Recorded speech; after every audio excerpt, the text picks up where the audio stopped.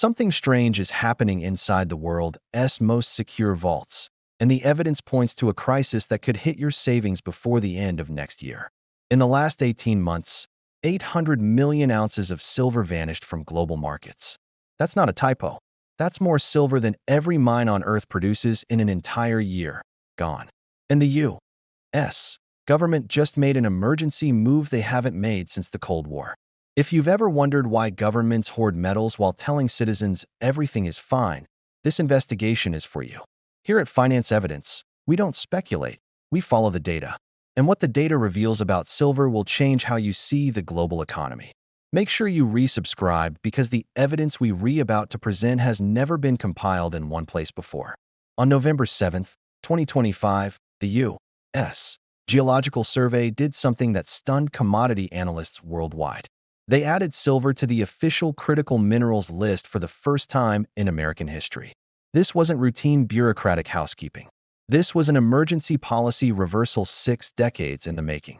The final list expanded from 50 to 60 minerals, and silver's inclusion signaled a dramatic reassessment of strategic priorities. To understand why this matters, you need to know what the United States did with its silver reserves. From the 1960s through the early 2000s, the U.S. government systematically sold off approximately 5 billion ounces of silver from strategic stockpiles. Washington believed the metal was obsolete, a relic of the monetary past with no strategic future. They dumped it onto global markets at prices that seem laughable today. Silver that sold for $4 or $5 an ounce now trades near 60. The government that once couldn't give silver away fast enough is now scrambling to secure supply of a metal it practically donated to foreign competitors. The USGS methodology for designating critical minerals focuses on what they call low-probability, high-impact disruption scenarios. Translation: they're preparing for supply chain catastrophes that most analysts dismiss as unlikely. The designation means silver now qualifies for expedited permitting under programs like FAST-41, potential government subsidies, and strategic stockpiling initiatives. It joins uranium, copper, and rare earths on a list reserved for materials essential to national security. Here's where the data becomes uncomfortable. The United States currently imports 64% of the silver it consumes annually. Think about that number. Nearly 2/3 of American silver demand relies on foreign supply chains. And it gets worse. 25% of those imports come from a single source, Mexico. One trade dispute, one tariff escalation, one diplomatic breakdown, and American industries face immediate shortage. The USGS saw these numbers. They recognized the vulnerability. And after 6 decades of complacency, they finally acted. But the designation wasn't the real story. It was what happened in the 72 hours after, and what had been building for years before. That reveals the true scope of this crisis. The paperwork was just the beginning. The real crisis was already unfolding in vaults across 3 continents. According to the Silver Institute's World Silver Survey, 2024 marked the 5th consecutive year of structural market deficit. Let that sink in. For 5 straight years, the world has consumed more silver than it produced. Not 1 year, not 2 years, 5 consecutive years of supply shortfall. The cumulative deficit from 2020 through 2024 exceeded 820 million ounces, more than an entire year of global mine production. In 2024 alone, the deficit reached approximately 149 million ounces. The Silver Institute projects another 118 million ounce deficit in 2025. These aren't temporary imbalances that markets self-correct over a quarter or two.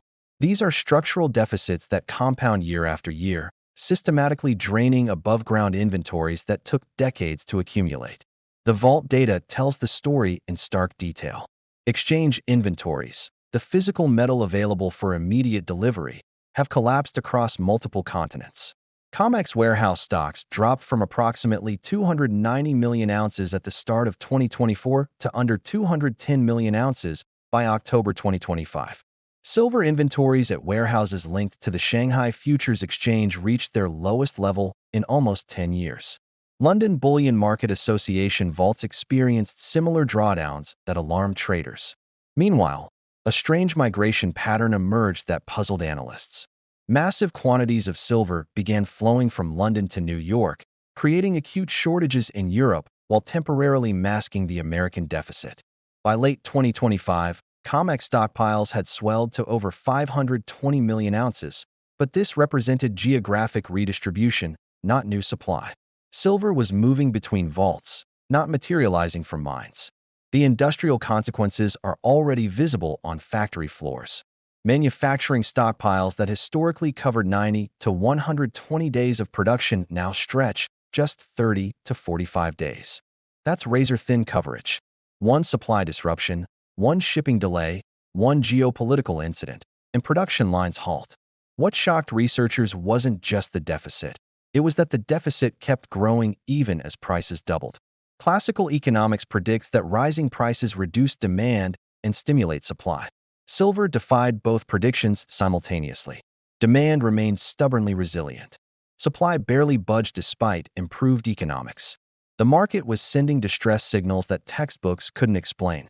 But the vaults weren't the only place silver was vanishing.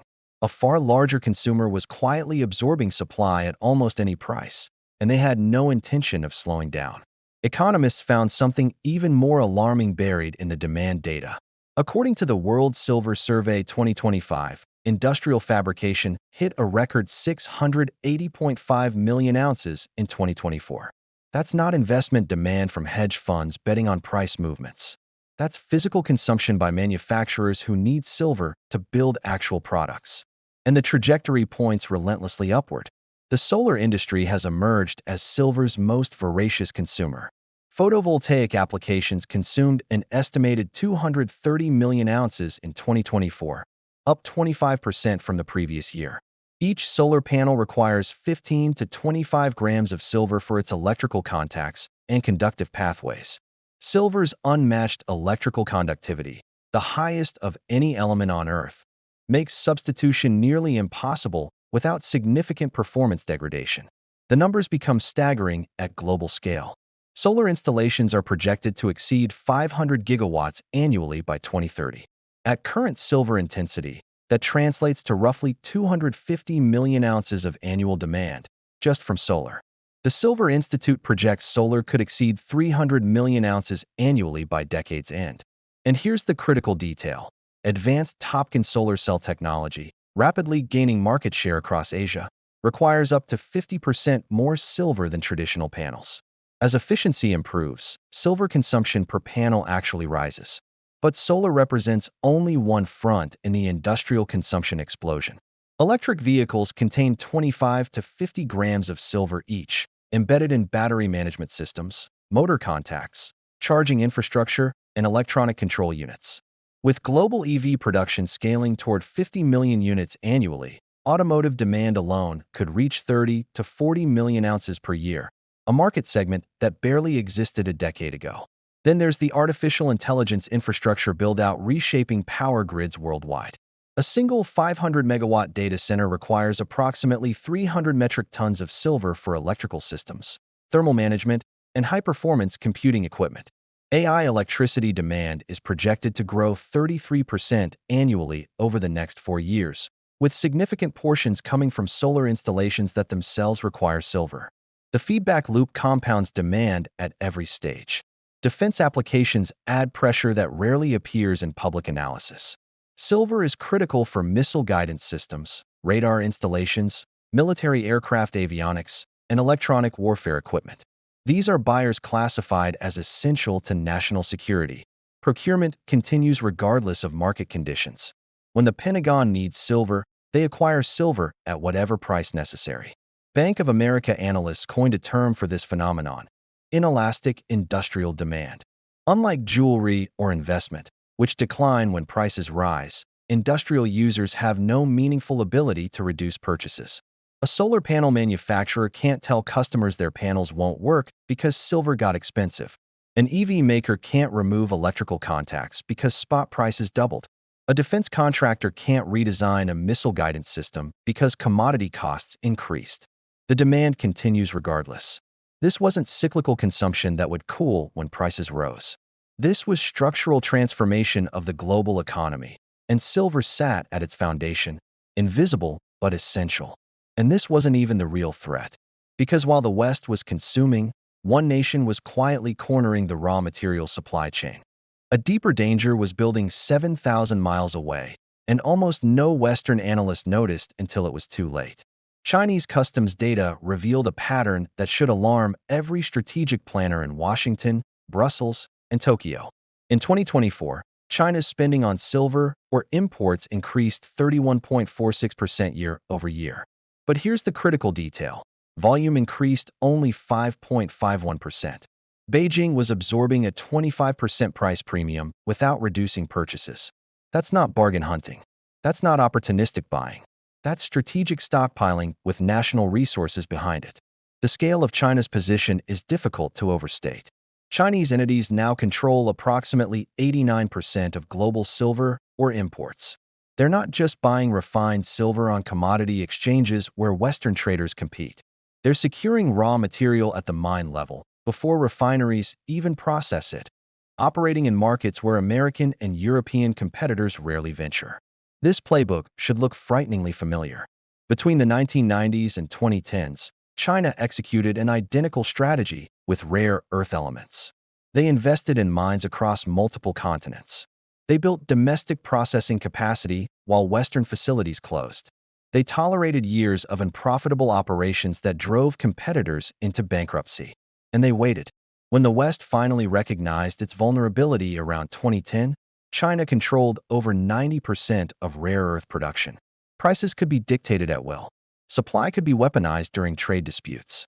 Export restrictions became diplomatic leverage. The parallels to silver are striking and deeply concerning.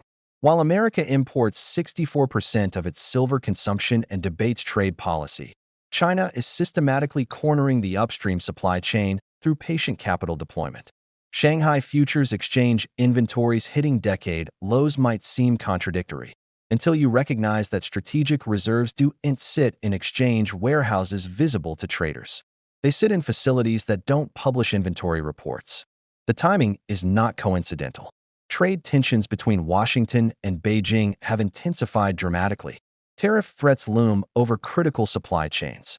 And silver now sits at the intersection of every technology both nations consider essential to 21st century dominance: renewable energy, artificial intelligence, advanced electronics, and military systems. We've seen this movie before with rare earths, and America lost that competition badly, scrambling for years to rebuild domestic capacity it had foolishly abandoned. The USGS critical mineral designation suggests Washington finally recognizes the pattern repeating. Whether they recognized it in time is another question entirely. Yet China's accumulation was only half the equation. The supply side had a structural flaw that made everything exponentially worse. Here's where the mathematics become unavoidable and genuinely terrifying for anyone who understands supply chain dynamics. Unlike gold, copper, or most industrial metals, silver cannot respond normally to price signals. The reason lies in how silver reaches the market in the first place. Approximately 70 to 72% of global silver production emerges as a byproduct of mining other metals, primarily copper, lead, and zinc. This isn't a footnote. It's the defining characteristic of silver supply. Silver miners don't control silver output. Copper and zinc miners do. When silver prices double, primary silver mines can increase production modestly. But primary mines represent less than 30% of supply. The remaining 70% depends entirely on base metal economics that have nothing to do with silver prices. If copper prices fall due to construction slowdowns, copper mines reduce production, and silver output falls regardless of whether silver trades at $30 or $60. If a zinc mine closes due to environmental regulations, silver supply contracts. The market for silver is fundamentally tethered to markets that don't care about silver at all. This creates a supply trap with no easy escape. Global mine production in 2025 is projected at approximately 835 million ounces, still 7% below the 2016 peak. Despite prices rising from $30 to nearly $60, a doubling that should trigger massive supply response, production hasn't meaningfully recovered.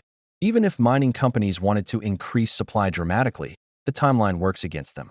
New mine development requires 7 to 10 years from initial discovery to commercial production. Permitting alone consumes years in jurisdictions with environmental review. Every ounce consumed today won't be replaced until the early 2030s at the soonest.